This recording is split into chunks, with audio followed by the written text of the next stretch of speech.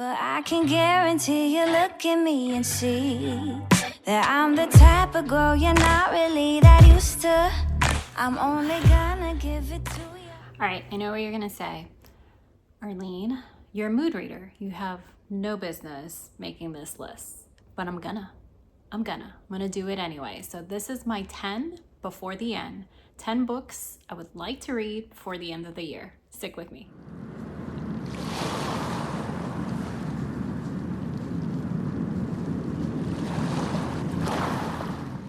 Welcome back, friends. If you're brand new to my channel, my name is Arlene with Arlene & Co. and you stepped into my coastal book nerd corner of the interweb. I'm so glad you're here. Okay, so I said this is going to be a 10 before the end, but make it a mood reader edition, which means that complicates things. Mood reader, you already know. You probably thinking to yourself, you have no business doing this because you know homegirl is probably not going to stick to this list. I know this, but I like the novelty of this. I even like the ring to it, 10 before the end. That just sounds jazzy. I love it. So I normally don't hit on trends. It's just, I don't know why I'm just so averse to it. Nothing wrong with it. More power to you. I applaud you and all like the grind and everybody that does all the stuff. It's like, you know, awesome. I just kind of just gravitate against it. But this one, like, I was like, yeah. I changed this list numerous times. It's already November by the time you're seeing this. Okay, just the 10 books that I'm kind of hyper focused on that I really, really want to get to and read based on my current reading mood, which we know could be quite diverse because I can read anything from even middle grade, YA, adult reads across different genres, some more than others, and you know, it's just whatever the mood hits. So let's like rapid fire go through this list and I will let you know my progress. Travel through the end of this year with each of these titles and my reviews of them and if I could stick to them. I do have 3 additional titles that I am ready to swap in if I need to DNF one of these because I'm just like, I can't. And please let me know in the comments if you read any of these titles and you say, hey, you really, really don't want to skip this one, prioritize it, make it happen. Or if you have a similar list, I want to know what's on your 10 before the end list as well. Let's get to it. Okay, so all my books I am gathering from the library. I'm not purchasing a single one of these unless they end up being like a 5-star read and they need to the shelf of glory. And then I need to purchase it and have a permanent spot there. But these are all from the library. I'll pop the image beside me so you can take a look. First one is been on my list for quite some time and I really want to get into it.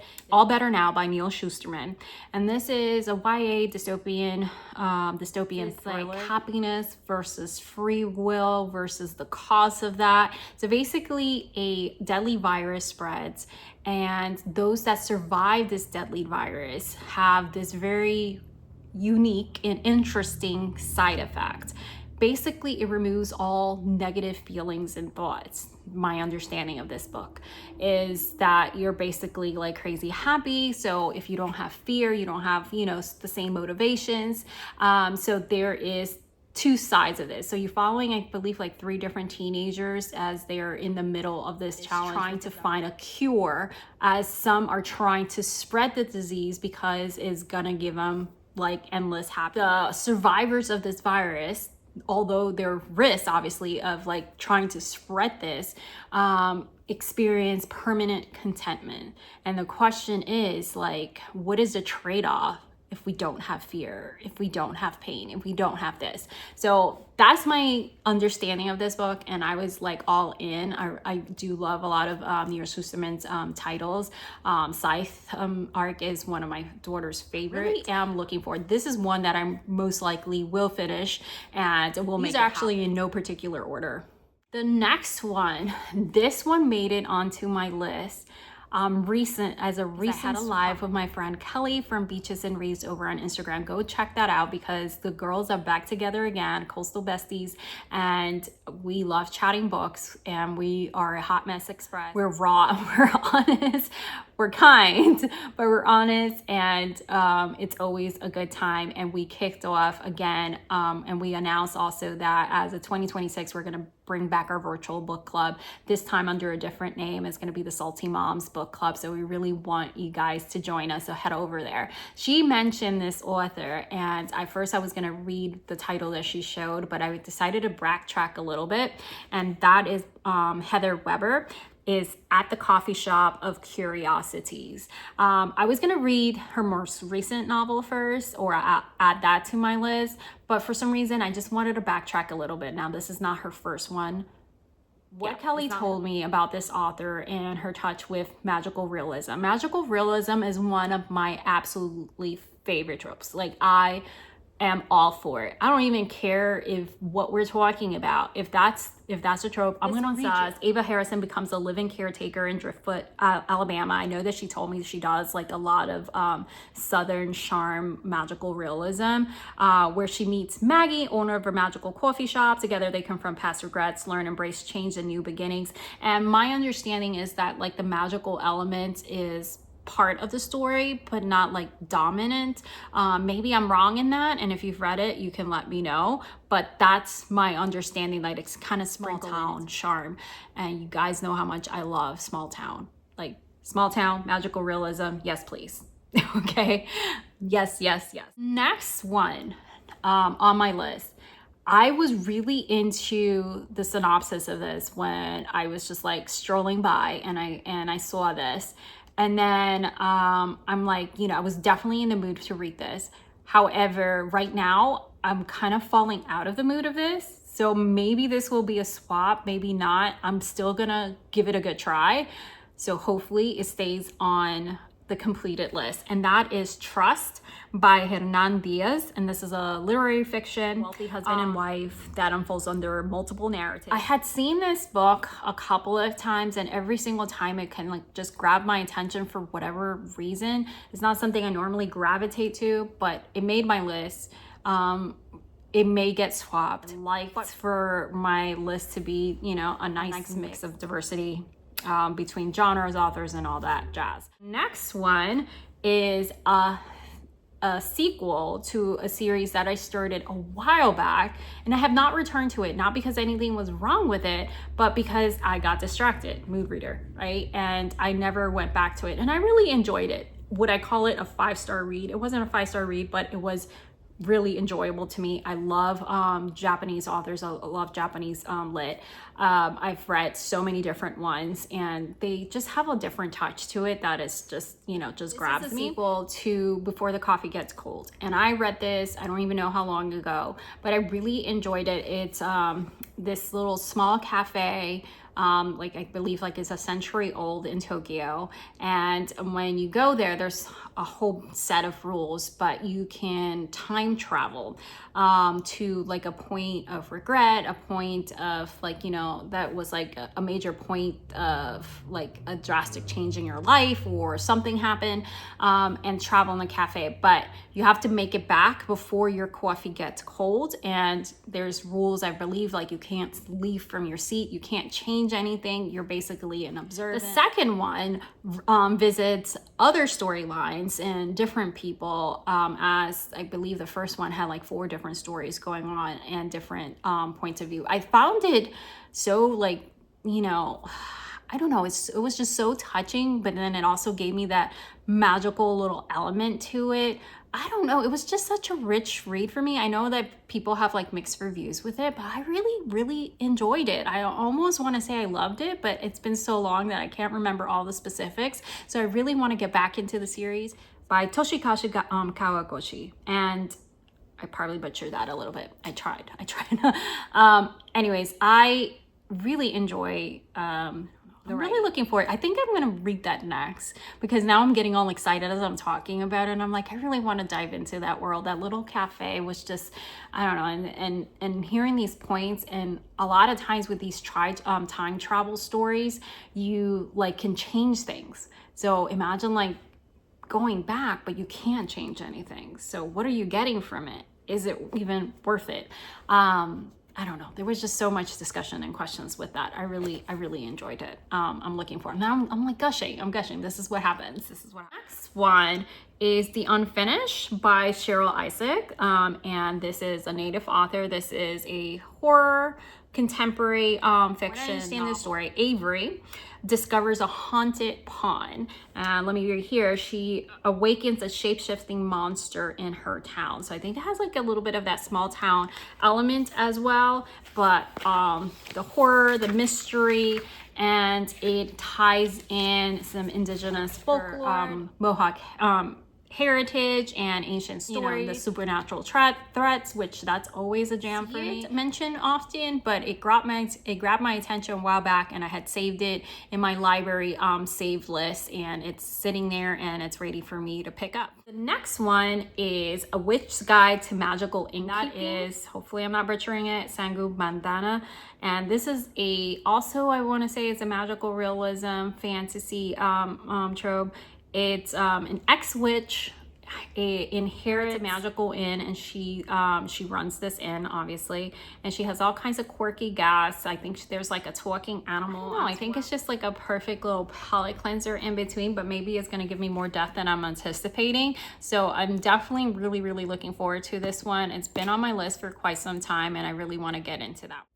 Okay, this one, okay, this feeds my like thriller type of mystery vibe, which I love so much. We just talked about this, and actually I'm filming this right after we got off this live, so everything is like kind of fresh in my mind. It's like thrillers are just like a mental massage. So like if you're over 40 and you've always read like, you know, things like high fantasy and stuff like that, and you felt like you've fallen out of that because homegirl was like pulling out the notebooks and everything and trying to like keep track of everything, and then I just feel a little bit exhausted, so I'm kind of like steering a little bit away from the high fantasies and more into the thrillers, but still getting my magic dose with magical realism, just because this is the season that I'm in right now. So Not Quite Dead by Holly Jackson. This is a mystery thriller. Jet Mason survives a violent attack but faces a life-threatening aneurysm. Racing against time, she investigates her attempted murder and uncovers secret before it's too late. So she's basically trying to solve her own murder before she dies. And I was like, yes, please say less. Say less. I want to really looking forward to. That's kind of gonna be probably my top 5 when I'm going down the list of what I'm going to read. And I do read multiple titles at the same time. Maybe that's the ADHD part of me, but you know, if I like get slumping with one, then I can hop back and forth, and then when one grabs my attention a lot, then I stay with it until it's completed, and then I go back. It's a little chaotic, but it works for me. The next one, and you're thinking, Beach Read, listen, we don't have seasons, all right? I have the ambient lighting for you guys, but we don't have seasons. We don't have seasons. So it's beach time all the time. Now, you saw my blanket at the beginning. It's cold right now. We cold. We have Florida skin now. I'm originally from New York, but I've been here for far too long that I've lost my winter skin, and that's gone. So it's super cold. I like to mentally be at the beach as much as possible. So the next one gives me that beach vibe, but gives me that bite that I like. I think it's gonna be good. I know I've seen it going around quite a bit, and that is Beach Reads and Deadly Deeds by Allison Brennan. And this is like a mystery romance. You guys know I normally don't gravitate to that, but I think it's gonna be okay. I think it's not gonna be like all romance. I don't know. I mean, I may be falling down the rabbit hole, and all of a sudden I may be reading like romance after romance. I don't know, but maybe this is not that. Second to last is a recent swap. I had other titles in here, and if you're interested on the ones that I cut out, let me know. We can talk about that probably over on IG of the ones that didn't make the list, but they will get eventually read because I'm still interested, and they're still on my save list for the library. And that is 7 Reasons to Murder Your Dinner Guests by KJ Whittle. You had me at the title. I'm not trying to do anything to anybody. So if you're like, you know, we know each other locally, don't be scared. It's okay. It's okay. But the title got me. Okay, so it says 7 strangers receive cards predicting the age at which they'll die. During dinner, they get like a card and it tells them the age that they will die. And then everybody just thinks it's like a joke, I think. And then it starts happening after they leave this dinner. And that's how the story unravels. I had recently come across this title. I had not heard of it before. And then when I saw it, I instantly gave another book a boot, and I'm like, you're going in the 10. You're going in the 10 list, and that's what happened. So yes, please, say less. Let's read that.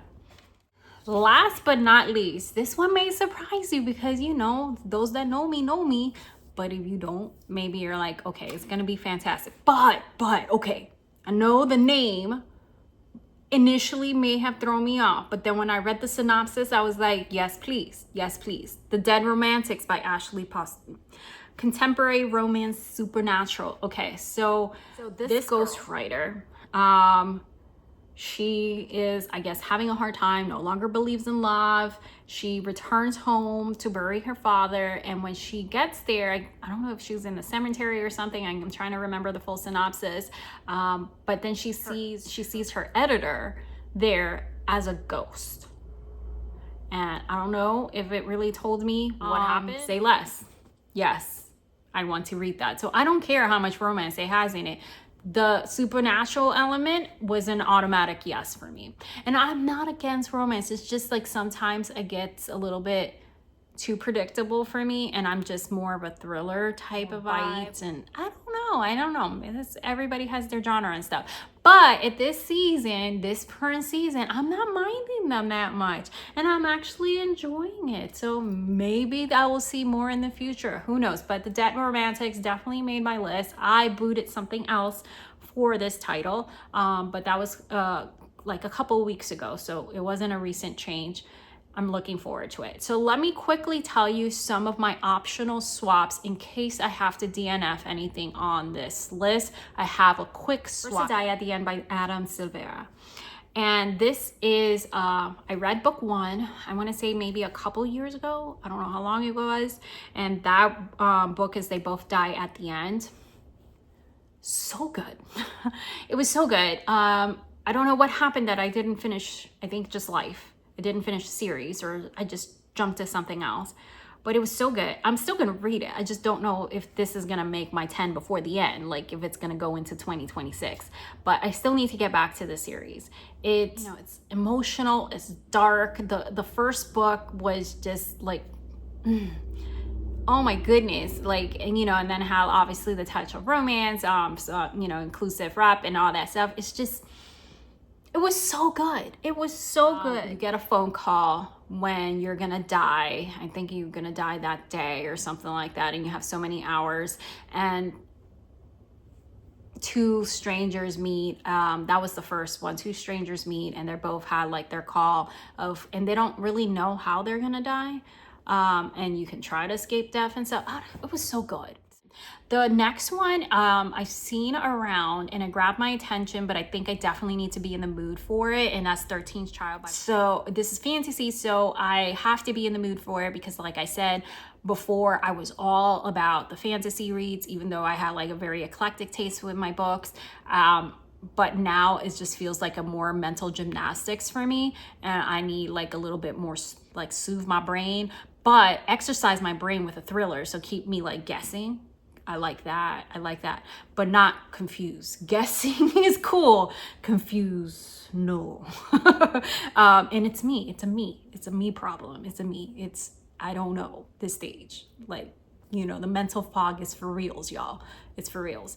And the last swap in, which I had to return to my library before I could get into it, but I really, really want to read it, so I'll check it out again, is The Frozen People and this is a thriller.